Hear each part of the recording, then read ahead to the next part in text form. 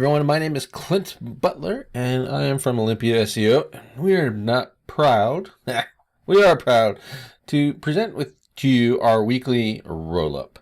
So without further ado, we got a lot of sites to get to this week, so let's get started. First, we're going to start off with Rand Fishkin over at Moz.com. This isn't a Whiteboard Friday. This is actually a blog post, and it's called "It's Time to Stop Doing On-Page SEO Like It's 2012."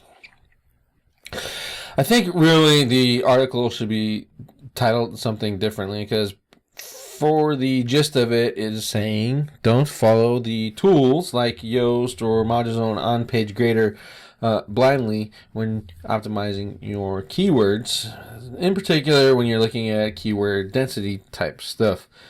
Now, you can kind of go into one or two lines as keyword density doesn't matter, or Google doesn't look at it, or keyword density does matter and Google does look at it. But if you do your own research on your terms, you'll find that there's averages that are going on. Like number 1, 2, 3 maybe have 8 to 10% keyword density. So if the top 10 all have around the same keyword density, then clearly something is going on with that, and it does matter.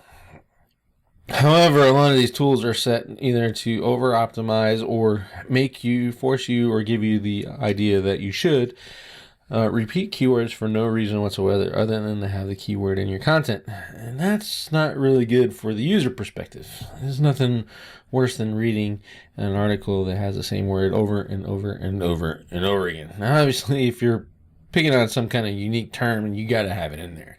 It's just a matter of placement and the right time and where you're going to go balance for the user versus for the search engines at the same time. Another thing is searcher intent. And this is really basically what we talk about when you say a traffic keyword versus a buyer keyword. The traffic keywords, we use those to obviously generate traffic. They're mostly informational because more people are searching for information than people who are looking to buy. So we leverage those traffic keywords in order to boost authority of the website and boost the amount of traffic and exposure we have in our markets. And then you use buyer keywords to target, buyers. And so really the searcher intent is you got to know that and find some tools to help you figure it out. And there's a bunch of them out there.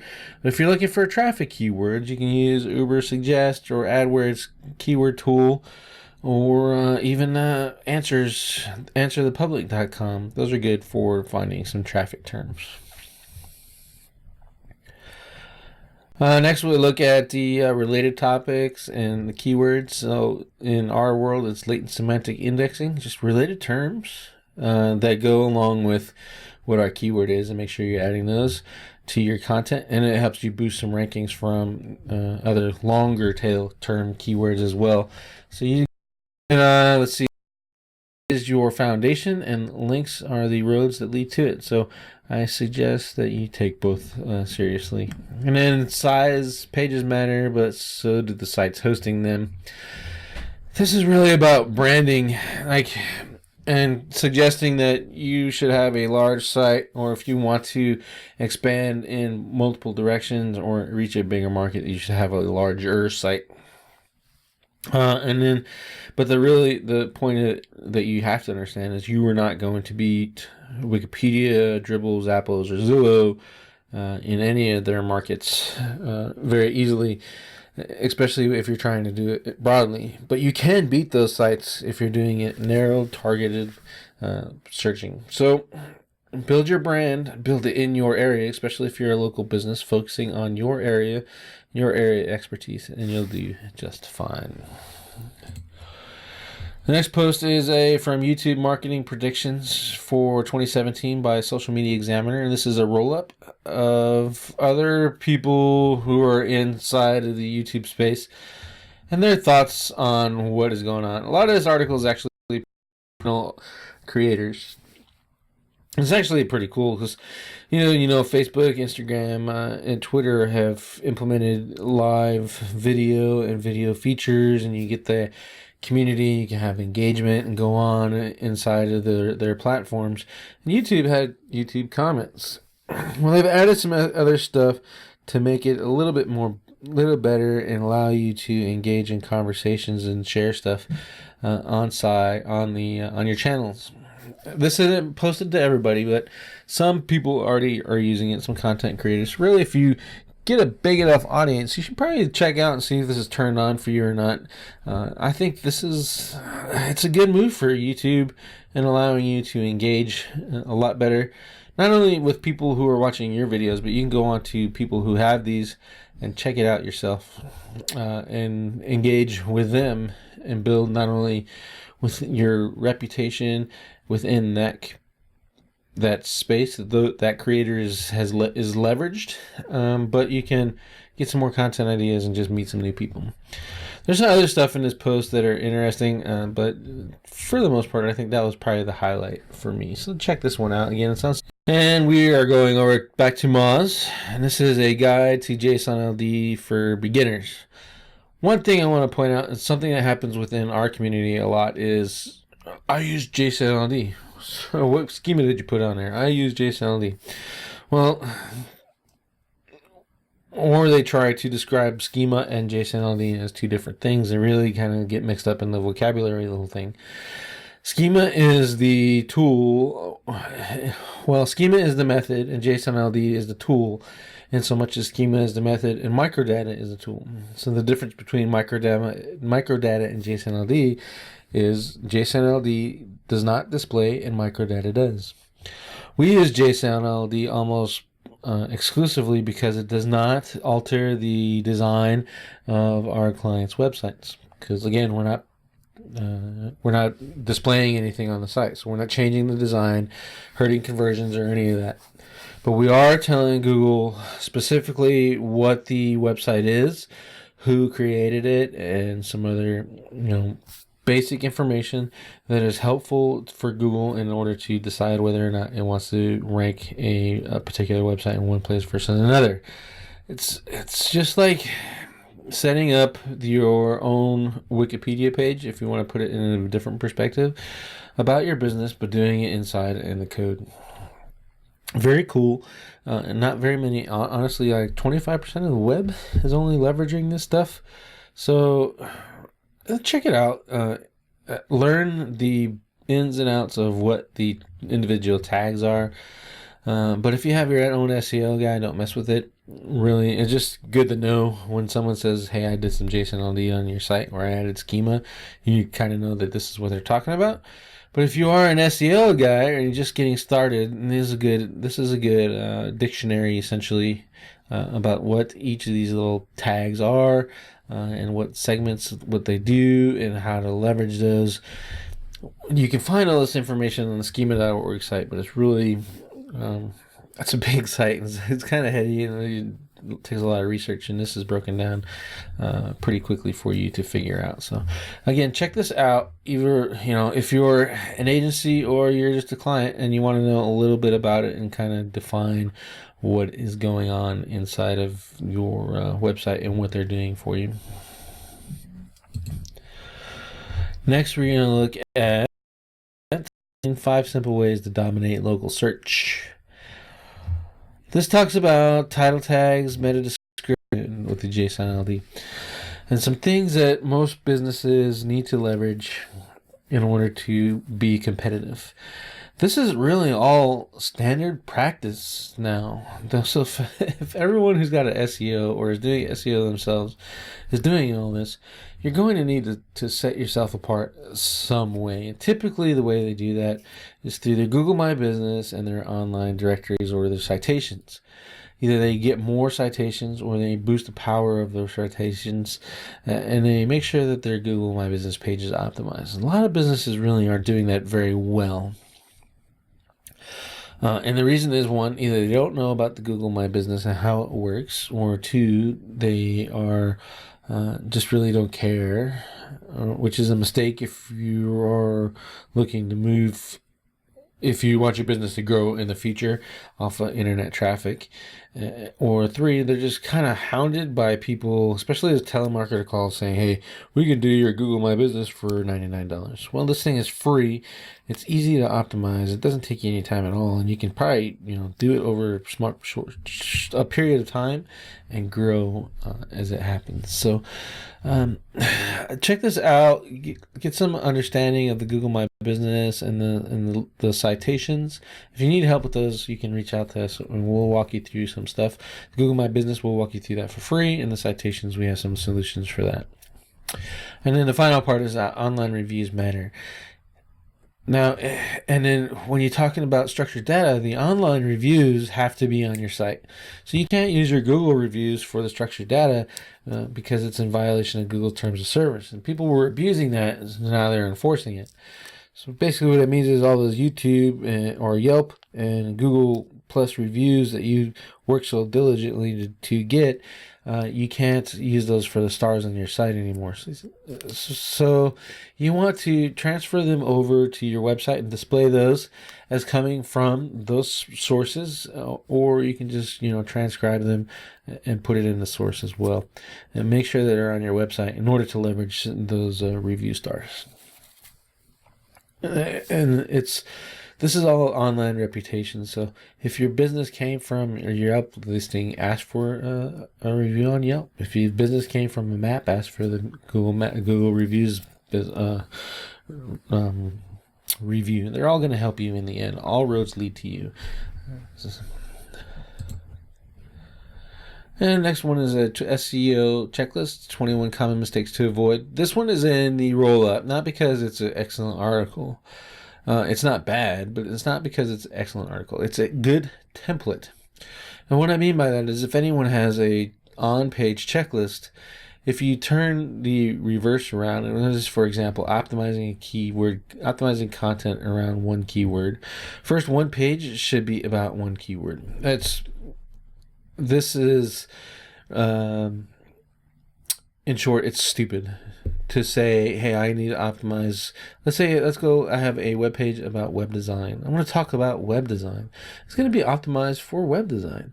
And then in order to optimize that, I'm going to put latent semantic indexing and take that into account and add related terms to it. And then hope, and in the process of optimizing for that one keyword, it is going to rank for other keywords. So this goal of let's make one page about 10 keywords, well, it sounds great, and the concept behind it is good.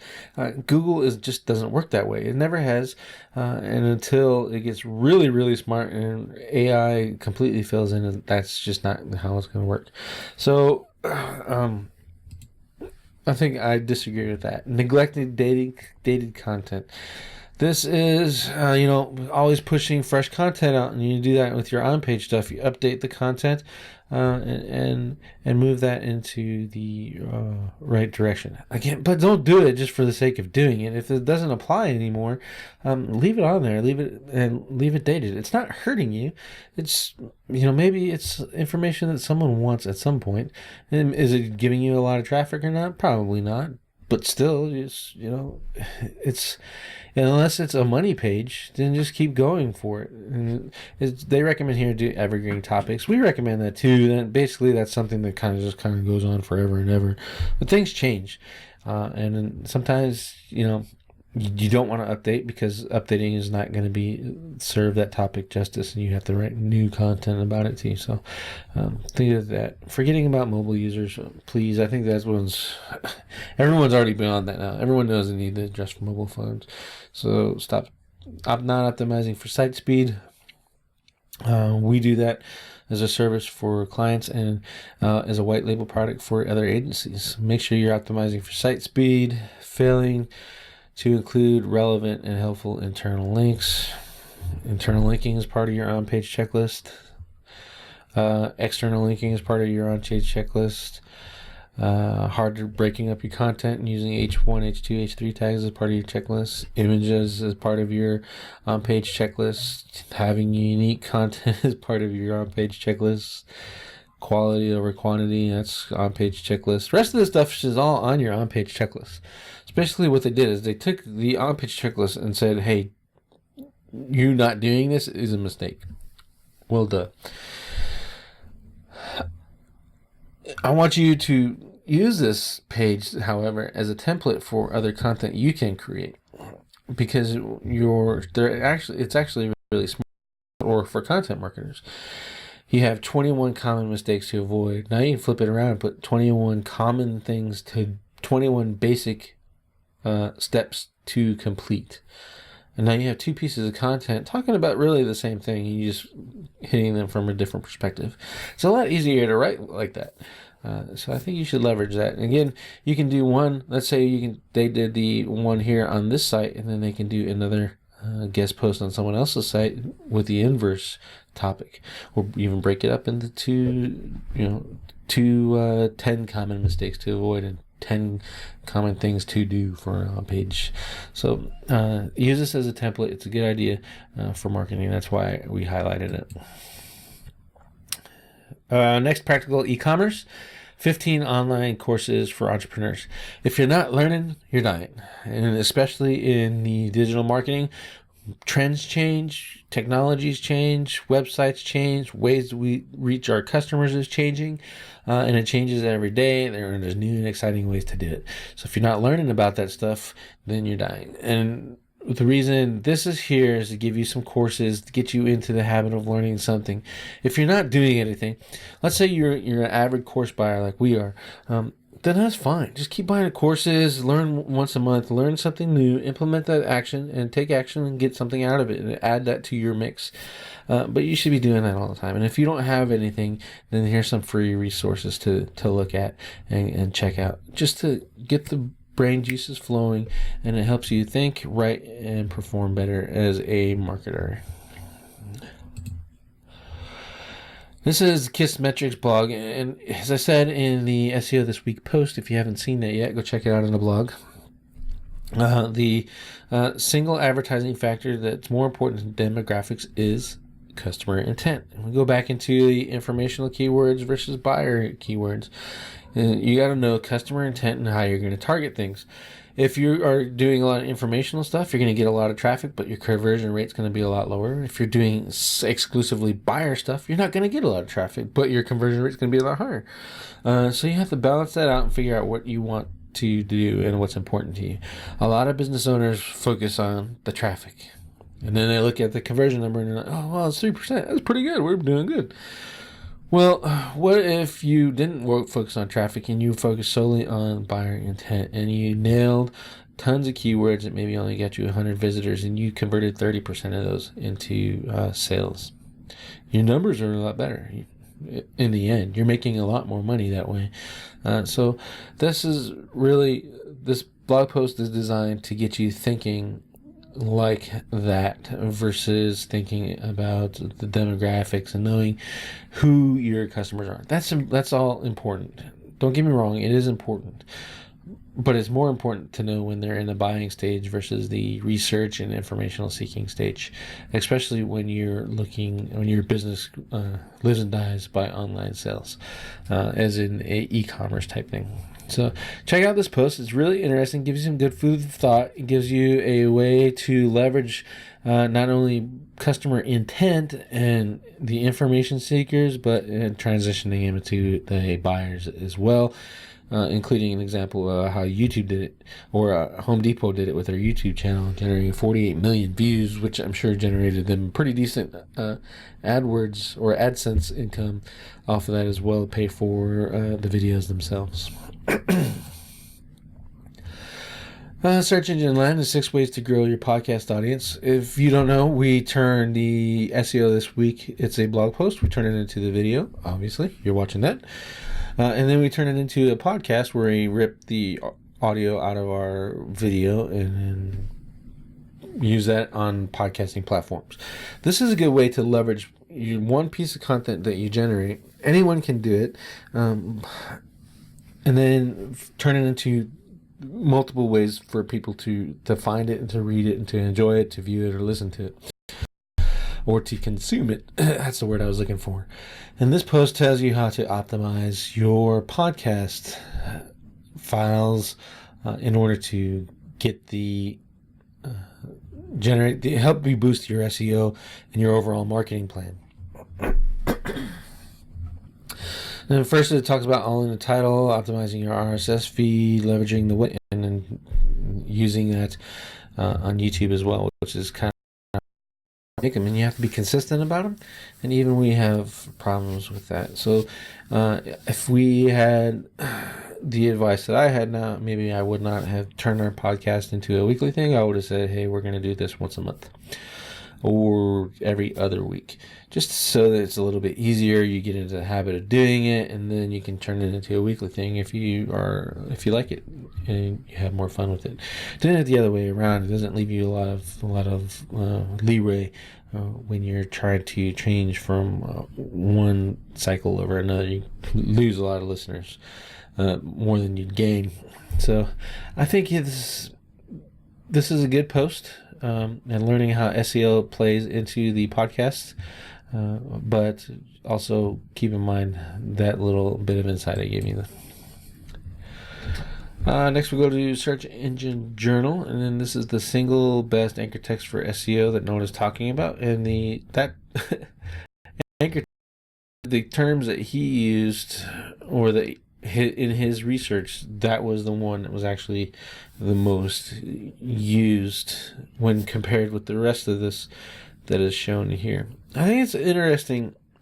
I would look at it. I'd like to see if is it informational searches or buyer searches where he's seen this, because I've seen where we're looking at like web design, for example. Page and title is not even anywhere near there. Usually it's the brand plus the keyword for that particular search term. SEO is pretty much the same way, but brand plus the keyword, and then the full URL and the home URLs. So my word of caution would be, instead of assuming that is the right way all the time, again, to get into your competition research and check that out a little bit more. Now, we do set up networks for all of our clients, and there are roughly 150 sites in that network. And whenever they post new content, we syndicate it out to that, and we use page title or the blog post title in order to do that as the anchor text. But those are all on branded sites, like they're branded to the business. It's not personas. We're not creating Web2 networks. These are the business's brand representation on the social media and Web2 sites. So, I can see where a lot of information posts or a lot of anchor text now, because it's becoming more and more common within the SEO space, is these branded syndication networks, where page title or blog post title would be seen as a higher usage within the space. So in the end, you really got to just look at your competition and figure out what they're doing, and then kind of reverse engineer that and apply it to you. Okay, the next site is the Search Engine Roundtable, and it's a Google algorithm that was updated on February 7th. This is, we have to be a lot careful when we announce these, because these sites, like Search Engine Roundtable in particular, just search the forums and they say, oh, look, some bunch of people saying, yeah, they saw this huge move. And then they look at these graph charts and then kind of, oh, okay, well, yeah, it looks like maybe there was a change, because there's all these fluctuations. But what I like to use these posts for is I come down here and check for the comments and see how all these people are freaking out. What is the point of climbing or crying about a change? The fact of the matter is, Google wants to update their algorithm to produce a better product in order to generate more revenue, and it's going to happen. And as long as you're not doing anything crazy, it's going to work just fine for you. And every time they change something, it's not going to have to destroy anything. So I like to look through these. You notice a lot of these people are commenting incognito, essentially, but you look through these and you find out people you don't want to deal with, and see who's going to freak out, and then you kind of know that you're either on the right path or the wrong path.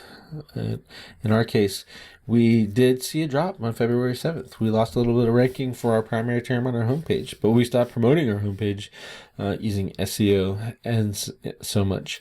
And we promote all of our internal pages now because that's where our higher level of conversions are. And all those pages we saw increases. All our clients saw increases, or they all stayed the same. So, again, do the right thing, follow the basic foundational stuff of SEO and what Google tells you and what common sense tells you to do. Combine those two together and you'll be just fine, regardless of how many updates they publish. This Whiteboard Friday, I won't go too deep into this. Basically, is saying leverage, best web designer 2017 type posts, how to do it, and when to publish it. It's pretty good. It just gives you some insights, 5 tips on how to do it, and then some things to be smart about. One thing that's cool is publish as early in the period as possible, but not earlier. So you don't want to be like November and then 2016 publish and post about the best SEOs in 2017. It's not 2017 yet. How do you know who the best SEOs in 2017 are if it's not 2017 yet? And Google is smart enough to kind of pick up on that too. So February-March time frame is what they're saying is the key. So beginning of January, middle of January, you want to publish your best of, get it ranked, and keep all that traffic going until well into the year. It's not going to be a lot of traffic later on, obviously, but as you grow, you just keep changing the dates and updating that post or making new ones for the next year. So I think it's something you should try and leverage, regardless of your market. You can find a best of or a reason to create a best of post for a year. And it's just a good way to get some general information traffic. And the last 2 articles come from Bright Edge, SEO's blog. This one is how Google's changes impact your local search strategy. And the 2 changes they point out is how they're going to show more ads and maps. We've already seen these in our network. At least the top one, we don't see the store stuff in our market, but I've seen the ads in the map pack. In basically, the gist of this is, one, here's the changes that Google is making. So now they're saying you need to add PPC to your SEO campaigns. That's something we've been saying all along. If you follow us any period of time, you know that we promote doing pay-per-click as a integral part of your SEO campaign. You use pay-per-click to identify the amount of search volume. You use pay-per-click to identify the converting keywords, and then you use SEO to rank for those organically and move on with your pay-per-click campaigns and other terms. And you keep doing that over and over again, and you're going to generate a lot of traffic and a lot of sales and save a lot of money by not targeting words that don't necessarily have the search volume that you need. And the last post is understanding the micro moments. And micro moments is published by Google are I want to go, I want to know, I want to do, and I want to buy. And this gives a 5-step example of what you can do and how to leverage that. I think everybody should do this because these micro moments are picked out exclusively for the purpose of their converting visitors into mostly sales. For local business, I want to go is really good, and I want to know, or I want to do. I want to go and I want to do are really good for local businesses. I want to buy are really good for e-com, and I want to know is good for everybody in informational searches. So leverage those 4 types, leverage this checklist, kind of make your own thing, and go back into that keyword, the keyword best of, and then the other one about